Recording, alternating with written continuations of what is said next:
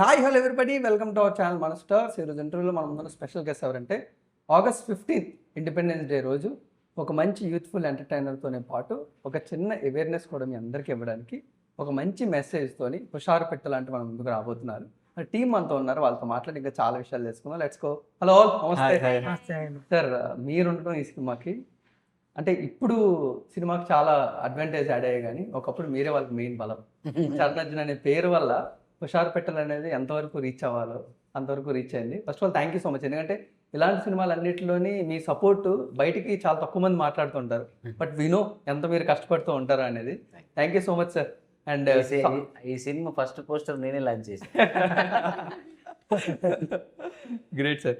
But ఆ stage నుంచి ఇప్పుడు ఈ స్టేజ్ లో చూస్తుంటే ఆ రోజు గెస్టులు లేరు మాకు. Correct sir. సో మన మ్యూజిక్ డైరెక్టర్ ప్రొడ్యూసర్ ఏం ఫిక్స్ అయ్యారంటే పెద్ద మూడ్లో చేశారు. ఎవరో ఎందుకు మన మ్యూజిక్ డైరెక్టర్ కడుతుంది, నాకు భయం వేసింది మనం చేస్తే ఈ సినిమా ఎక్కడికి వెళ్తుందో ఏమో. మొదటిసారి నేను అలా చేయడం సినిమాని. ఓకే, కానీ ఆ సినిమా ఇక్కడ దాకా వచ్చి చూసారా సార్, రామాయణ కూర్చుంది. చాలా happy. Great. And we have to talk about Bhikshu గారు. ఎందుకంటే ఆయన ఎన్ని అటు ఇటు పడినా ఆయన ముందు మెయిన్ గోల్ ఏంటంటే జనాల దగ్గరికి సినిమా తీసుకెళ్ళిపోయాడు సక్సెస్ఫుల్ గా. ఆగస్ట్ 15 ఎంతమందికి జరుగుతుంది సార్, ముందు రోజు పెయిడ్ ప్రీమియర్స్ వేసేసి పెద్ద పెద్ద సినిమాలకే స్ట్రగుల్ అవుతున్నారు. సక్సెస్ఫుల్ గా హుషారు పెట్టాలని పెయిడ్ ప్రీమియర్స్ తో తేబోతున్నారు. మీ గట్సే. నాకు కూడా పెద్ద డైరెక్టర్లతో పనిచేస్తలేం, మనకి ఎప్పుడు అవకాశాలు వస్తాయని చూసేవాడిని. కానీ పెద్ద డైరెక్టర్తో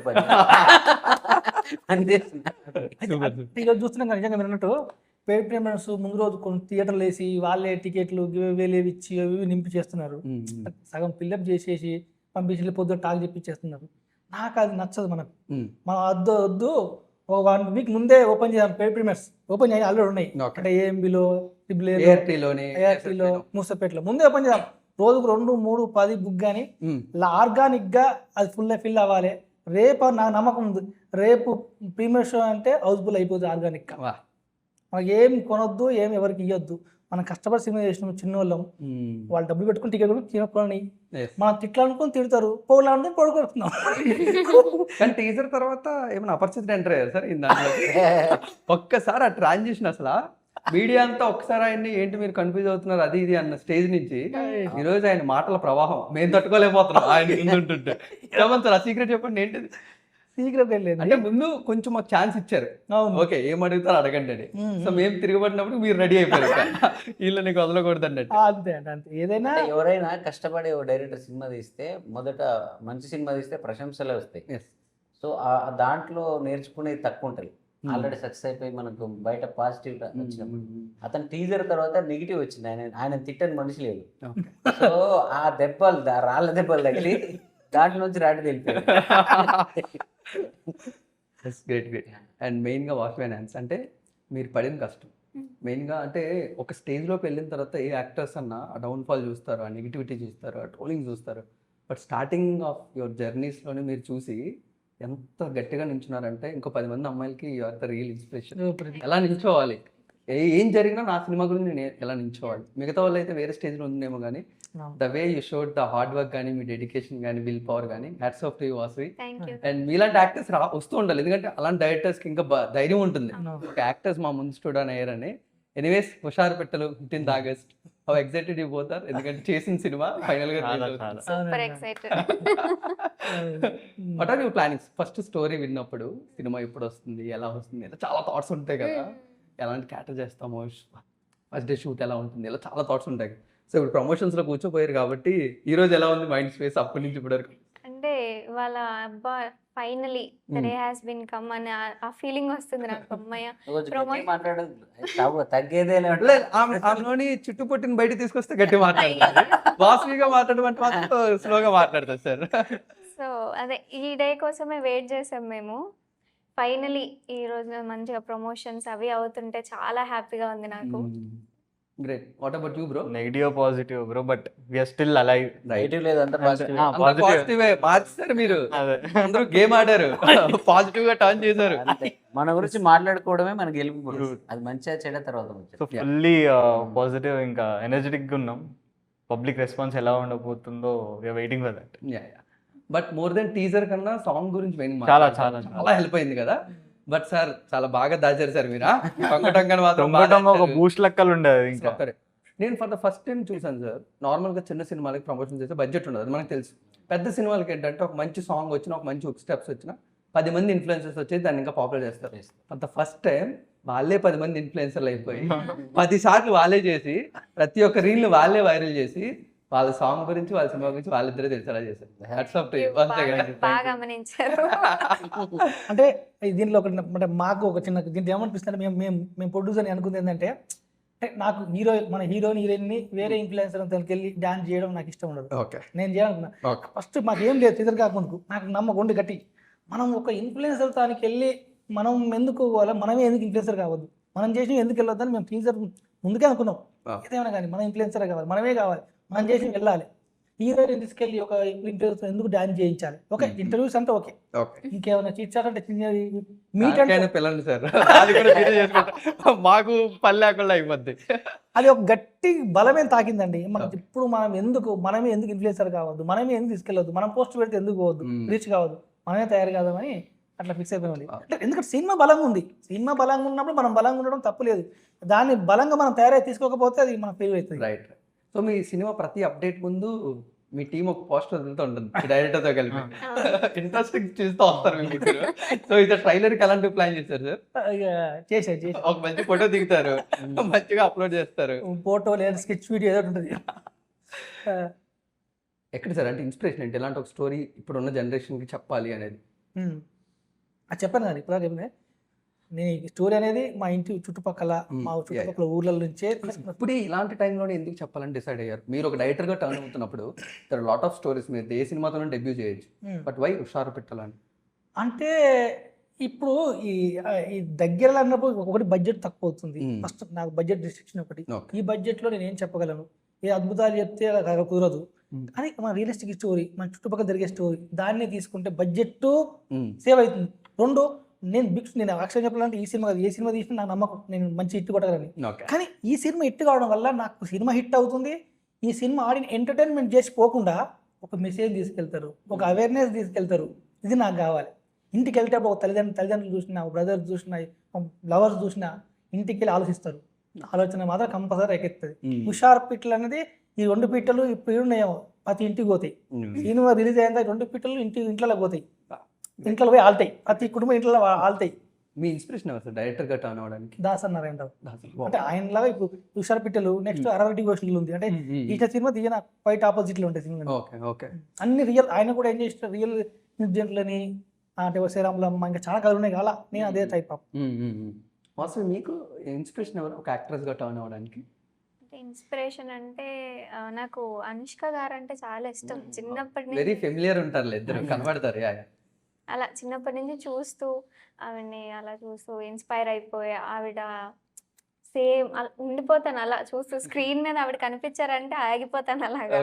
అందుకే ఆవిడ అంటే చాలా ఇష్టం. అందుకే లేకన్నా అట్లా అవలేక తయారైంది. లేదు సార్, ఫస్ట్ నుంచి అలాగే ఉన్నారు వాసవి గారు. So which cinema impressed you more from the Anushka గారు filmography? Baahubali. Okay okay, great. మీరు కూడా అనుష్క, మీకు చిరంజీవి గారు వావ్ గ్రేట్. బ్యాకింగ్ లేకుండా పెద్ద ఆయన ఈరోజు ఒక స్టేజ్లో ఉన్నారు. Same I don't have any background లాంటివి ఏం లేవు, బట్ పెద్ద ఆయన్ని ఇన్స్పిరేషన్ లా తీసుకొని ఇప్పుడు ఉంది ముందు లేకుండా, కానీ ఇప్పుడు ఉంది బ్యాకింగ్. కాదు సార్, ఇంత ప్యూర్ సోల్స్ ని మీడియాలోని, సోషల్ మీడియాలోని ఇలా చేసిన వాడికి మేము తీసుకోలేకపోతున్నాం. ఎందుకంటే వాళ్ళు ఎంత సెన్సిటివ్ గా మాట్లాడుతున్నారు, ఎంత ఆచితూచి మాట్లాడుతున్నారు. సమ్టైమ్స్ ఓకే 15th ఆగస్ట్ రోజు అదే మారిపోతుంది, పేబ్యాక్ చేయబోతున్నారు. అంటే హిస్టరీలో ఏ అద్భుతమైన విజయం అయినా చూడండి, దాని వెనుక బలైన వాళ్ళు చాలా ఉంటారు. తెలంగాణ ఉద్యమం తీసుకుంటే 1200 మంది, తాజ్మహల్ కట్టాడు షాజహాన్ అంటారు, కానీ ఎంతమంది మేస్త్రీలు చనిపోయారు. సో ఇలాంటి ఒక అద్భుతమైన సినిమా, చాలా మంది సమాజానికి మంచి విషయాలు చెప్పే సినిమా, చాలా మందిని వేలుకొల్పే సినిమా చేయాలంటే వీళ్ళిద్దరు బలయ్యారు. ముఖ్యంగా వాసవి పాపం. అంటే ఆ అమ్మాయి ధైర్యం చేయకపోతే, ఆ పాత్రను చేయడానికి తను అంత ముందుకు రాకపోతే ఇలాంటి సినిమా మీకు అంత అందంగా తయారవ్వదు. సో అసలు ఇప్పుడు వాసవిని ఏది అంటున్నారు కదా, రేపు వాసవిని చూసి ఎంతమంది బాగుపడతారో, ఎంతమంది వాళ్ళ జీవితాలను కాపాడుకుంటారో నేను మీకు హామీ ఇవ్వగలను. దానన్నిటికీ వాసవి ఆమె అదేమంటారు కదా, మంచి చేస్తే కర్మ సిద్ధాంతము. సో ఎంతో మంది ఆడపిల్లలకి, ఎంతో మంది తండ్రులకి తను మంచి అయ్యింది.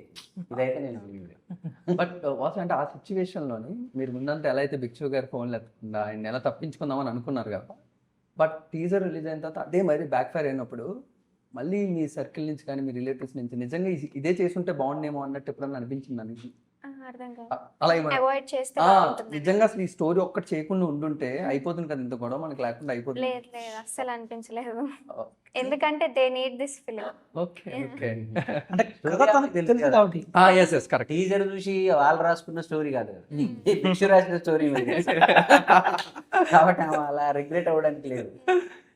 సరే ఏంటి సార్ మీ దగ్గరికి వచ్చి ఒక డెబ్యూ డైరెక్టర్ నాకు నచ్చని ట్యూన్స్ నచ్చట్లేదు అని అంటున్నప్పుడు మీ ఎక్స్పీరియన్స్ లోని ఎట్లా అనిపించేది సార్? లేదు, ఏ డైరెక్టర్కైనా నేనైతే డైరెక్టర్కి వాల్యూ ఇస్తాను. రైట్. ఏ సినిమా అయినా పాపం దర్శకుడు ఒక కలగంతాడు, ఎక్కడో చిన్న రూముల్లో రెంట్ కూడా కట్టుకోలేని రూముల్లో బండ్లు కూడా లేకుండా వాళ్ళు కథలు తిరిగి ఒక సినిమా రెడీ చేస్తారు. వాళ్ళు తర్వాత మేమందరం వచ్చి మా టాలెంట్లు చూపిస్తాం, కానీ అది అక్కడ దాకా రావడానికి వాళ్ళే. కాబట్టి వాళ్ళు కథ రాసుకునేటప్పుడే వాళ్ళ మైండ్లో ఒక పాట ఉంటుంది. వీడియో అంటే వాళ్ళ పాపం సంగీతం రాకపోవడము లేదా ఏంటని తెలియకపోవచ్చు, కానీ వాళ్ళ మైండ్లో ఒకటి ఉంటుంది. ఆ మైండ్ని మనం క్యాచ్ చేసి వాళ్ళు ఏం ఫీల్ అయ్యారో దాన్ని ఇవ్వగలిగేదాకా మనం ఇవ్వలేకపోతున్నాం అని నేను నాకు తీసుకోలేదని కోపం రాదు నాకు. అరే నేను ఎందుకు సాటిస్ఫై చేస్తలేను అనే అదే ఉంటుంది నాకు. కానీ ఈ సినిమా దగ్గరకు వచ్చినప్పుడు ఏంటంటే నేను ఏ సినిమాలు ఒప్పుకోవద్దని ఒక అగ్రిమెంట్ ఉంది అక్కడ. గర్విడ్ లక్ష్మి 20 పాటలు ఉంటాయి దాంట్లో, సినిమా అంతా మ్యూజికే. సో ఇది అయిపోయేదాకా నువ్వు వేరే ఏం కాన్సన్ట్రేషన్ పెట్టొద్దు అన్న టైంలో వీళ్ళు వచ్చేది. నేను ఒప్పుకోవద్దులే అని అనుకున్నా. సినిమా చూసి నచ్చింది. నేను మా డైరెక్టర్ని రిక్వెస్ట్ చేసి వాళ్ళని ప్రొడక్షన్ వాళ్ళు ఇది కొంచెం బాగుంది మాకు సంబంధించిన వాళ్ళు ఊరికే చెప్పాను, అలా ఫ్యాన్ అంతే. ఈ కండిషన్లో చేస్తున్నాను కదా మనం. అక్కడేమో 20 పాటలు, ఆ సినిమా అనే పాటలు, ఉత్తరాంధ్ర బ్యాక్డ్రాప్, నాకు సంబంధం లేని స్లాంగ్. అక్కడ వాళ్ళు ప్రతి పాట హావో అని మంచిగా వర్క్ జరుగుతుంది. మనోడేమో వచ్చేసి అంటుంటాడు. ఆ టెన్షన్. మరి నేను ఈ కండిషన్లో ఉన్నాను భయ్, నీకేం నాకు నచ్చట్లేవు నేను ఏం చేసినా, మరి కుదరదేమోలే అన్న సెన్స్లో, వేరే వాళ్ళతో చేసుకోపోండి అన్న సెన్స్లో. ఆయన మైండ్లో ఏముంది, నన్ను పక్కన పడేసి వాళ్ళ ఫ్రెండ్ దగ్గర పోవాలని. ఎంత పెద్ద గేమ్ అయిందా సార్ వెనకాల? అది గేమ్ అనేది పాట రిజెక్షన్ దానికోసం కాదు. నేను ఈయన బిజీ ఉన్నాడు, ఈయనతో చేయించుకోలేని కరెక్ట్ టైం కావాలి. పాటలు అనేది పాటలే లేదు, ఫ్రెండ్తో చేయించుకుందాం అనుకున్నాం. పాటలు అనేది నాకు సెట్ కావు, దానికోసం నో చెప్పలే. అతనితో చేసుకుందామని సాంగ్స్ నో చెప్పలే.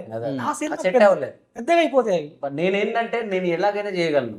ఓకే, నన్ను నమ్మి నన్ను వదిలేస్తే నేను ఒక క్రియేటివిటీతో చేస్తాను. లేదు డైరెక్టర్కి ఇదే కావాలంటే అందులో అదే చేస్తాను. రెండోది రావడానికి కొంత టైం పట్టింది. కానీ నాకు అందులో భిక్షు నచ్చాడు. ఎలా అంటే తనకి ఏం కావాలో అది కొట్లాడుతున్నాడు, ఫైట్ చేస్తున్నాడు, ఇక్కడ మోమాట పడట్లేడు. ఏదో మ్యూజిక్ డైరెక్టర్ రన్నింగ్లో ఉన్న మ్యూజిక్ డైరెక్టర్ అని చెప్పి నేను ఇక్కడ కాంప్రమైజ్ అవ్వట్లేదు. చూడండి, దానితోడు వెంకటేష్ గారు ఎంత బాగా నచ్చారంటే మా ఇద్దరిని కలపడానికి ఆయన ఎంత తిప్పలబడేవాడండి. ఒక 10 నిమిషాలంటే ఆయనకి టైం ఇవ్వండి. భిక్షు వచ్చినప్పుడు ఒక గంట సేపు ఆయనతో మాట్లాడండి, ఆయన బాధ ఎంతో మీకు అర్థమవుతుంది. మీరు ఒక్కసారి గంట కూర్చుంటే అయిపోతుంది చరణ్ గారు అనేవాడు. నిజంగానే ఒక రోజు కూర్చున్నా నైట్ రమ్మన్నా. ఆ రోజు అన్న ఏ వర్క్ పెట్టుకోకుండా కూర్చొని చెప్పు బ్రో నీకు ఏం కావాలంటే మనోడు ఓపెన్ అయ్యండి. Okay sir. ఓపెన్ అయ్యాక ఇక ఆయన అదంతా తెలుసుకున్నాక నాకు అక్కడ ఒక్కటి నాకు భిక్షగా అనిపించాడు. అంతే, ఒక స్క్రిప్ట్ అనే ఒక ఆయుధాన్ని పట్టుకొని యుద్ధం చేస్తున్న ఒక వీరుడిగా అనిపించాడు. నేను ఎప్పుడు నాదొకటి ఉంటుంది, రాజకీయాల్లోనైనా బయట అయినా యుద్ధం చేసే వీరులకు ఆయుధం అవ్వాలి నా పాట అని నాకు ఉంటుంది. సో నాకు మళ్ళీ ఇక్కడ భిక్షు నాకు వీరుడిగా అనిపించాడు. ఇప్పుడు మన రేవంత్ రెడ్డి అన్న కావచ్చు, అంతకుముందు కేసీఆర్ కావచ్చు, ఇంకా ఇలాగా ప్రతి వాళ్ళకి నా పాట ఒక ఆయుధంలాగా ఉపయోగపడింది.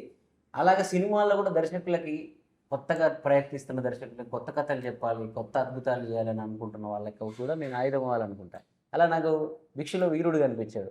నేను ఊరికే వీరుడిగా ఆయుధంలాగా ఉంటే అయిపోతుంది కదా, ఆ ఆయుధం పట్టుకుని ఆయన యుద్ధం చేసి నన్ను గెలిపిస్తాడు కదా. నాలో ఉన్నాయన్నీ పక్కన పడేసి మొత్తం భిక్షకు సరెండర్ అయిపోయాను. కానీ ఏం చెప్తే చేద్దాం సార్. ఇప్పుడు నార్మల్గా ఇప్పుడంటే చరణజన అనే పేరు ఒక క్వశ్చన్ మీద పడిందంటే దానికి ఒక వెయిట్ వస్తుంది, ఆడియన్స్ కూడా దాన్ని గుర్తిస్తుందంటారా? మీరు స్టార్టింగ్ లో కూడా ఇలాగే కొన్ని మిడ్ రేంజ్ సినిమాలకు మీరు వర్క్ చేయడం జరిగింది, అది కొంచెం డివేట్ అయిపోయింది, వెరైటీగా వచ్చి ఒక సాంగ్ కూడా చాలా మంది తెలియదు. అప్పటికి ఇప్పటికీ మీరు వచ్చిన మెచ్యూరిటీ ఏంటి సార్? ఇప్పుడు ఒక స్క్రిప్ట్ని ఎలా సెలెక్ట్ చేసుకుంటున్నారు? నేను అప్పుడు అదే మధ్యలో నేను ఇండిపెండెంట్ సాంగ్స్ చేశాను. అప్పుడు సినిమాలు చేయడం మానేశాను. 3-4 years నేను గ్యాప్ తీసుకుందామని అనుకుంటే అందరికి గ్యాప్ ఇచ్చేసాను కరోనా వచ్చి. సో ఆ సమయాన్ని అంతా నేను ఏం చేశానంటే ప్రజల దగ్గరికి నేరుగా నా ఎమోషన్స్ పంపించేసా పాటల రూపంలో. అవి మిలియన్ల కొద్ది హిట్ అయిపోయి యూట్యూబ్లో ఒక ట్రెండ్ క్రియేట్ చేసి అప్పుడు నాకు అర్థమైంది ఏంటంటే మన పాటకి చాలా మంది కనెక్ట్ అయి ఉన్నారు. నేను మ్యూజిక్ డైరెక్టర్గా సక్సెస్ అవుతున్నా కరెక్టే, నా అవసరం ఉంది, నేను మ్యూజిక్ డైరెక్టర్నే అవ్వాలని ఎంచుకున్నది కరెక్టే, కానీ నేను ఎంచుకుంటున్న సినిమాలు రాంగ్ అని నాకు అర్థమైపోయింది. అప్పటి నుంచి నేను కొన్ని అంటే ఇప్పటికీ నాకు మొమాట ఉంటుంది బ్రో. సో ఎవరైనా తెలిసిన వాళ్ళు వచ్చి అన్న నేను ఇప్పుడు కొందరు ఏమంటారంటే అన్న నీ పేరు ఆల్రెడీ నేను ప్రొడ్యూసర్ చెప్పేశాను, చరణ్ ఒప్పుకుంటాడా అంటే ఒప్పుకుంటాడని చెప్పేశాను, అందుకే సినిమా నాది కన్ఫర్మ్ అయిందన్న, మీరు ఇప్పుడు కాదంటే నేను నా దగ్గర డిస్టర్బ్ అయిపోయాను. అలాంటి 2-3 సినిమాలు చేసాయి ఈ మధ్య. కానీ హుషారుపేటలో నన్ను అలాంటానికి ఏం మొహమాటాలు లేవు, నాకు విషయం తెలియదు, నాకు ఎవరు తెలియదు, ఇది బాగుంటేనే చేయాలి నేను. కాబట్టి ఇది ఇట్లా ఇప్పుడు ఇప్పటి నుంచి అయితే ఇంకా నేను నాకు అర్థమైందంటే కొందరు ఫోన్లు చేస్తాను. ప్రియమైన వెంకటేష్ గారు కూడా, నేను ఒక సినిమా చేశాను వెంకటరామయ్య గారి తాలూకు, తెలుసు నేను గరుడి లక్ష్మి బ్యాక్గ్రౌండ్ స్కోర్ లో ఉన్నప్పుడు నా సినిమాని నేనే చూసుకోలేని టైం అది. కానీ వెంకటేష్ గారు ఎక్కడో థియేటర్లో మూలకి వేస్తే పోయాడంట. ఎందుకు పోయారు సార్ మీరు ఇంత బిజీలో అంటే, నేను మీ అభిమాని అండి, నా హుషారుపేటల ప్రొడ్యూసర్ తర్వాత నా మ్యూజిక్ డైరెక్టర్, నా అభిమాన మ్యూజిక్ డైరెక్టర్ సినిమా చేస్తే నేను ఆ సినిమాకి వెళ్తా అన్నాడు. సో ఇలా చాలా మంది ఉంటారు కదా, మనం వీళ్ళందరిని దృష్టిలో పెట్టుకొని సినిమాలు చేయాలి కదా. వాళ్ళు ఒకడోడు నా పేరు చూసి టికెట్ తెంపుకుంటాడు అక్కడ, వాడు వెళ్ళి డిసప్పాయింట్ అవ్వకూడదు కదా అని చెప్పి అప్పటి నుంచి ఇంకా నేను చాలా అందులో అలా నేను చూసింగ్గా చేసుకున్న మొదటి సినిమా హుషారుపేటలు. But as actors what was the most challenging but హుషారుపేటల్లోని మీ క్యారెక్టర్ని మీరు అచీవ్ చేయడానికి మీకు బాగా ఛాలెంజింగ్ అనిపించింది ఏంటి ఆయన రైటింగ్లో? ఆమె చాలా నాకు తెలిసి ఇయర్ అవార్డ్స్ ఏమైనా ఉంటే అన్ని వాసులకి ఇవ్వాలి. అంటే అంత ఛాలెంజింగ్ రోజు నిజంగా మొత్తం ఛాలెంజింగ్ అనే చెప్పాలి. నిజంగా అంటుంది అంటే అవార్డ్స్ రావాలి, నిజంగానే వస్తాయి, నిజంగానే వస్తాయి. బట్ అంత ఛాలెంజింగ్ ని ఒక పర్ఫార్మెన్స్ స్కోప్ లో నువ్వు దాన్ని ఎలా ఈజీ చేసుకున్నావు? సార్ అది కూడా సార్ వల్లే. ఓకే. అది ఆయన పిన్ టు పిన్ నీట్గా ఎక్స్ప్లెయిన్ చేయడం కానివ్వండి, నాకు క్లారిటీగా డైలాగ్స్ అర్థం చెప్పడం కానివ్వండి, అది నాకు చాలా హెల్ప్ అయింది యాక్టింగ్కి కానివ్వండి. ఓకే. మీకు బ్రో? మీని అంటే ఎక్స్ప్లెనేషన్ నరేషన్ ఇచ్చేటప్పుడు నీకు అర్థమైపోద్ది ఓకే ఎట్లా దిగాలనేది. ఓకే. బట్ స్లోగా సినిమా రిలీజ్ అయినప్పుడు మీరు చాలా పెద్ద భిక్షులో ఇంకొక సామాజిక కోణం ఉంటుంది బ్రో. సినిమాలో చూపించిన సామాజిక కోణం ఇప్పుడు నేను తమిళ సినిమాలో చూస్తుంటా అలాంటివి. మీరు ఎంతసేపు ఆ టీజర్లో చూసుకున్న సినిమాని ఏదో అనుకుంటున్నారు చాలా మంది. ఎంత అద్భుతమైన విషయాలను సృష్టించాడు, ఎంత సామాజిక కోణాన్ని టచ్ చేశాడో యాజ్ ఏ డైరెక్టర్గా. హ్యూమన్గా కూడా అతను ఎంత గొప్ప మనిషి అంటే, ఈ సినిమాలో చిరంజన్ అని సింగిల్ కార్డ్ రాసిండు అన్ని పాటలు. ఆయన ఎప్పుడో చాలా రోజుల క్రితం చక్రి గారు ఉన్నప్పుడు పాటలు రాసేవాడు, మధ్యలో అతను వేరే వేరే డివేట్ అయిపోయి కొంచెం ఇబ్బంది పడిపోయాడు. అసలు ఇంక ఇండస్ట్రీని వదిలేసి వెళ్ళిపోవాలా, ఇంకా నాకు నేనేంటి అని ఇంట్లో కూడా ఒక ప్రశ్నార్థకమైన పరిస్థితిలో ఉన్న మనిషి. ఇలాంటి సినిమాకి నేను కూడా పాటలు రాస్తా అద్భుతంగా. నేను చాలా సినిమా ఇప్పుడు ఈవెన్ గరుడి లక్ష్మిలో కూడా అన్ని పాటలు ఒక్క పాట సుద్దాల గారు రాశారు, అన్ని ట్యూన్ ఇచ్చేటప్పుడు నాకు వర్డ్స్ వచ్చేస్తాయి. కానీ అతనికి ఎక్కడో వాళ్ళిద్దరు స్టూడియోలో ఉన్నప్పుడు నేను లోపల బిజీ ఉంటే కలిసినట్టున్నారు. నా సినిమా ద్వారా ఒక మనిషికి లైఫ్ వస్తుంది అని చెప్పి ఒక పాట 2 పాటలు కదా అన్ని పాటలు ఆయనకి ఇచ్చేసాడు. నిజంగా అన్న కూడా ఎంత అద్భుతంగా అంటే ఒక కొత్త రకమైన పాటలు, కొత్త రకం ఇప్పుడు ఆయనలో ఉన్న ఎమోషన్స్ నాలో ఉన్న కంపోజిషన్స్కి అంత మ్యాచ్ అయ్యేలాగా పాటలు. ఇందాక కూడా రాగానే ఎవరు అంటున్నారు లిరిక్స్ అద్భుతంగా ఉన్నాయని, ఆయనే అని పరిచయం చేసింది. ఈ మధ్య కాలంలో లిరిక్స్ కూడా చాలా బాగున్నాయి అని మాట్లాడుకున్న సినిమా అయితే నాకు తెలిసి విషయాలు. బట్ మీ దగ్గర స్పెషల్ ఏంటంటే సార్, మీ పాట గురించి ఎంతన్నా ఖర్చు పెడతారు, అది ఎక్కడి నుంచి చేస్తారో మాకు తెలియదు. మీరు కాంప్రమైజ్ అవుతారేమో కానీ మీ పాట మీ క్వాలిటీ కాంప్రమైజ్ అవ్వదు. సింగర్స్ నుంచి అని ఇప్పుడు దీనికన్నా విజయలక్ష్మి గారిని తీసుకొచ్చి అంత బ్యూటిఫుల్ సాంగ్ మీరు అలాగే ఒక టైంలో చిత్ర గారు, అంటే మీకు కావాల్సిన పాటకి ఏం కావాలో అది ఎలా జరుగుతుంది అనేది చాలా మంది కంపోజర్స్కి అది జరగట్లేదు. ఆ సీక్రెట్ ఏంటో చెప్పచ్చు కదా. అంటే నాకు పాట తప్ప ఇంకేమీ తెలియదు కదా. నువ్వు నన్ను ఇంతగానో మాట్లాడుతున్నావు, నేను వీళ్ళకి ఏదో ప్లస్ అయ్యాను, వాళ్ళు నాకు ఏదో ప్లస్ అయ్యాను, ఎన్నిటి పాట తప్ప నా దగ్గర ఏముంది. ఇప్పుడు నేను ముఖ్యమంత్రి గారు నాకు తెలుసు అని మాట్లాడితే అది ఏదో అంటున్నారు కదా, ముఖ్యమంత్రి తెలవడానికి నాకు పాటే కదా. రైట్. అంటే ఆ పాట ఏ పాట అయినా నా సంతకంతో బయటికి వెళ్తున్నప్పుడు నాకంటూ కొంత ఫ్యాన్స్ ఉంటారు, పాటలకు ఫ్యాన్స్ ఉంటారు, సినిమాకి ఫ్యాన్స్ ఉంటారు. సో వీళ్ళందరికీ ఎక్కడో అక్కడ ఆ సినిమా ఆ పాట ద్వారా నేను మైండ్లలో ఉండాలి, ఈ పాట చరిత్రలో ఉండిపోవాలంటే నా ఎట్లుంటుంది అంటే, ఇప్పుడు పెద్ద మనిషి మీద పాట చేయమంటుంది, ఇంకా ఈ పెద్ద మనుషులు అయ్యే ఎవరైనా ఈ పాట వేసుకోవాలంతే. అది ఓవర్ కాన్ఫిడెన్సా తెలియదు. ఇది ఊరికే ఏదో ఈ రోజు వచ్చేసి ఈ వారం వరకు ఈ సినిమా వరకు ఉపయోగపడే పాట చేయడం నాకు ఇష్టం ఉండదు. అప్పగింతల మీద ఉంది ఒక కూతురు బయటికి లగ్గం లాంటి సినిమాలో ఇంతే ఏదేమో ఇంత ఉన్ని రేలా రేలా రేలా అప్పుడు దశరథ మహారాజే నాన్నయ్య పుట్టాడు అంటే ఎవరు తండ్రి కొడుకు గురించి చెప్పాలంటే ఆ పాట వేసుకో అంటే అది నేను చేసేటప్పుడే అది అనుకుంటాను నేను. ఓకే. ఓ ఈ అన్నదమ్ములు అనుకో ఇంకా అన్న తమ్ముడు అనేవాడు ఎవడు నీ భూమి మీద ఉంటే ఈ అన్నదమ్ముల పాట నా పాటే ఉండాలి అంటే ఆ స్వార్థం నుంచి మొదలై ఆ కాన్ఫిడెన్స్ వచ్చేసి మరి అలా ఉండాలంటే మనం ఎంత పని చేయాలి సింగర్ విషయంలో తీసుకోవాలి, మ్యూజిక్ విషయంలో ప్రొడక్షన్ ఏమి ఇచ్చింది వీళ్ళు ఏమి ఇచ్చారు కాదు. చరణ్కి ఎవరికి తెలుస్తుంది 4 గోడల మధ్య మాట్లాడాలి. చరణ్ అర్జున్ నుంచి ఒక పాట వస్తుందంటే జనాలు వెయిట్ చేయాలి, వాళ్ళు డిసప్పాయింట్ అవ్వకూడదని ఒక తత్వం ఉంటుంది. కానీ హుషారు పిట్టల వరకు మాత్రం నాకు ప్రొడ్యూసర్ గారు నేనేవాడితే అది ఇచ్చారు. ఎందుకంటే మనం ఆ క్రెడిట్ కూడా తీసుకోకూడదు. వైకం విజయలక్ష్మి గారు కావాలి అని డైరెక్టర్ గారు ఫిక్స్ అయిన తర్వాత ఆయన ఆమెను పాపం ఫ్లైట్లో తీసుకొచ్చి పాట చేశాడు. ఎవరు కావాలంటే వాళ్ళు చాలా అప్పుడు ఒక రూటెడ్ మట్టి సింగర్ అని ఆయనే చెప్పాడు. ఒక భిక్షమమ్మ అని నిజంగా పని చేసుకునేటామె ఊర్లో కూలీనాలి చేసుకుని బతికామని ఒక సురేష్ ప్రొడక్షన్స్ లాంటి బ్యానర్ నుంచి వస్తున్న ఒక సినిమాలో ఒక పాట మొదటి పాట పాడించాడు భిక్షు. అంటే తన అవసరం అక్కడ వైకమే కావాలి చెప్పి వైకం వచ్చింది, మంగ్లీ కావాలి ప్రమోషన్ సాంగ్స్ కంటే మంగ్లీ వచ్చింది, మంగ్లీ తీసుకొచ్చారు. వాళ్ళంతా కాస్ట్లీయే, నాకు ఇచ్చిన బడ్జెట్ కంటే సింగర్లకి ఎక్కువ బడ్జెట్ అనుకుంటా. భిక్షు గారి దగ్గర ఏదో సీక్రెట్ ఉంది సార్, ఆయన సినిమాకి ఆయన కావాల్సింది ఏదైనా తెచ్చేసి చిరంజీవి ఉన్న సాహిత్యం కూడా అంత గొప్పగా అలాంటి వాయిస్లే కావాలన్నట్టు ఆయన అంత బాగా రాశారు. సో కాబట్టి మనం ఎక్కడ కాంప్రమైజ్ అవ్వకూడదని చెప్పి మా వాళ్ళు కూడా అంతే అద్భుతంగా తెర మీద యాక్ట్ చేశారు.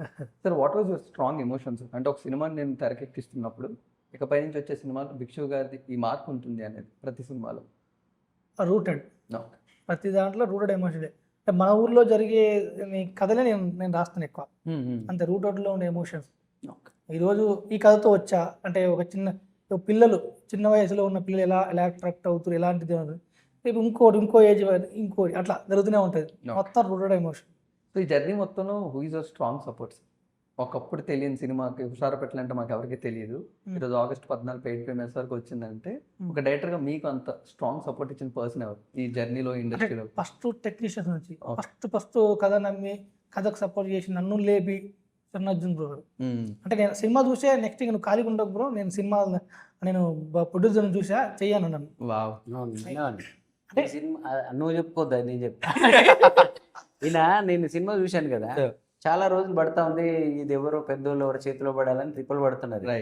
నువ్వెందుకు ఖాళీగా ఉంటావు బ్రో, ఇంత మంచి డైరెక్టర్వి, ఇంత గొప్ప సినిమా తీసావు, సరే అది సినిమా లైన్లోకి రాకపోవడానికి పెద్దోళ్ళు యాడ్ అవ్వకపోవడానికి దానికి వేరే లెక్కలేదు, నీది కాదు కదా అని నేను ఒక 2 సినిమాలు ప్రొడ్యూసర్స్ మాట్లాడాను. మంచి డైరెక్టరు వాళ్ళు కూడా అడిగారు నన్ను భిక్షుని పంపించు అని. నేను చెప్తే మనోడు అంటాడు, నన్ను నమ్మి ఒక ప్రొడ్యూసర్ డబ్బులు పెట్టాడు బ్రో, ఈ సినిమా కాదు దీనికన్నా ముందు ఇంకొక సినిమా కూడా పెట్టాడు, ఆ సినిమా రిలీజ్ అవ్వలేదు, అయినా కూడా మళ్ళీ నన్ను నమ్మి 2వ సార్లు కూడా ఆయన నా మీదే ప్రయోగం చేసినాడు. అలాంటి ప్రొడ్యూసర్కి ఏదో ఒక దారి చూపించి ఈ సినిమాని జనాల దాకా తీసుకుపోయేదాకా నేను వేరే సినిమాలు చేయను. నా డబ్బులు ఇవన్నీ నేను అన్న ఫైనాన్షియల్గా కూడా ఇబ్బంది పడేవాడు. అంటే నాకు నా పాపం నాకు ఎన్నడూ ఆ విషయాలు చెప్పలేము, మ్యూజిలేటర్లో ఉంచాలనుకుని అవి డిస్కస్ చేయకపోయాడు. కానీ ఎక్కడో నాకు అర్థమవుతుండేది ఎలా బతుకుతున్నాడు, ఎలా ఫ్యామిలీ అంతా డిస్టర్బ్ అని.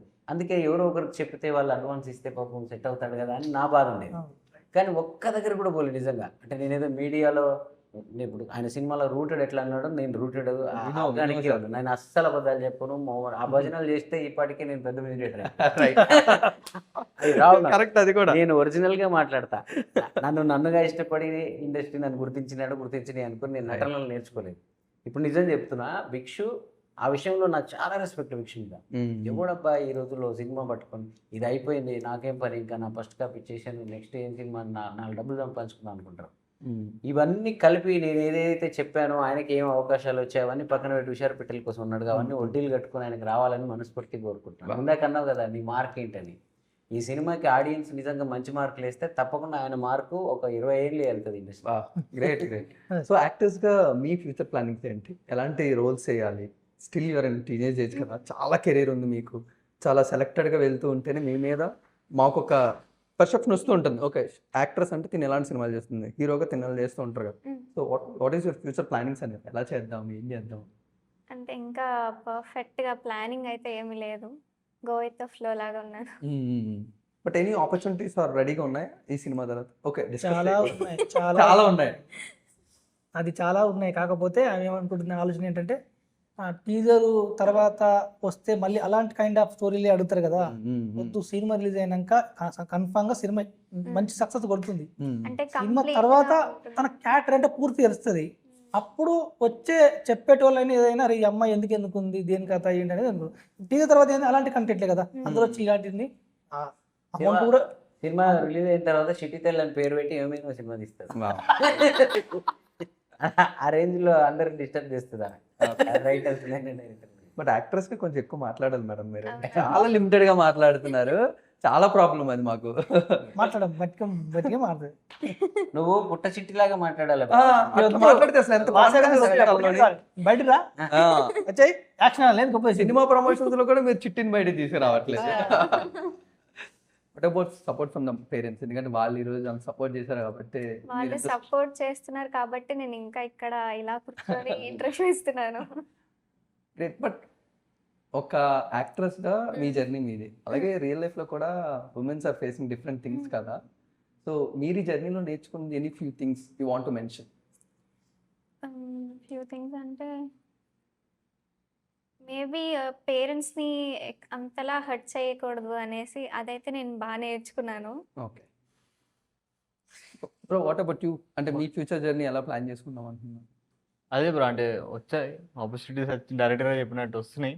బట్ అదే మేము కూడా వీఆర్ లైక్ ఒక్కసారి 15th ఆగస్ట్ రోజు సినిమా చూసాక పూర్తిగా మా గురించి తెలుసుకొని ఈడు ఎంతవరకు లాగలుగుతాడో నాకు నా కాన్ఫిడెన్స్ ఉంది. బట్ అయితే ఏ సినిమా ఒప్పుకోవాలన్నా ఒక రూల్ పెడతాడు, ఏంటి సార్? గడ్డంతోనే ఉండాలని. మెయిన్ నిజంగా బీడ్ తీసేసి సినిమా అయితే అదైతే కరెక్ట్. థ్యాంక్ యూ అన్న, అది నిజమే అన్న, ఈ పాయింట్ కూడా పెట్టుకోవాలి. సో హుషార్ బిట్లు ఎప్పటికీ ఒక స్పెషల్ ఫిల్మ్ అంతే ఇంకా అయిపోయింది. చూడాలంటే ఆ teenage అంతే. చూడాలంటే హుషార్ బిట్లు. సో ఫైనల్ గా మీరే సార్ ఉత్తరాంధ్ర బ్యాక్ డ్రాప్ లో ఒక సినిమా చేయడం, అండ్ మీరు కూడా నల్గొండ జిల్లా పర్సన్ ఒక ఉత్తరాంధ్ర సినిమా చేయడం ఎలా వస్తుంది సార్ గరివీర్ లక్ష్మి? హుషారు పిట్టలు ఒక కమర్షియల్గా కేరింతలు కడుతూ థియేటర్లో ఉండే సినిమా కదా. గరుడి లక్ష్మి ఎవ్రీ కంపోజర్ వాడు మొత్తం జీవితకాలంలో ఒకసారి అలాంటి సినిమా చేయాలని కోరుకుంటుంది చూడండి. నాది అలాంటి ఆ సినిమా తర్వాత ఆ సినిమా ఎవరికి మన రాత్రి డైరెక్టర్ అన్నాడు నాతో, ఈ సినిమా నాకేం వస్తుందో, ప్రొడక్షన్కి ఏం వస్తుందో, హీరోయిన్కి ఏం వస్తుందో బ్రో, ఈ సినిమా నువ్వే హీరో, ఈ సినిమా నీకు మాత్రమే, ఫస్ట్ వచ్చే పేరు నీకే అన్నాడు ఆయన. నిజంగా నాకు కూడా అనిపించింది అది. అంటే నేను నిన్న ఒక పోస్ట్ పెట్టాను, సముద్రకని అన్న ఎప్పుడో ఒక మాట చెప్తాడు.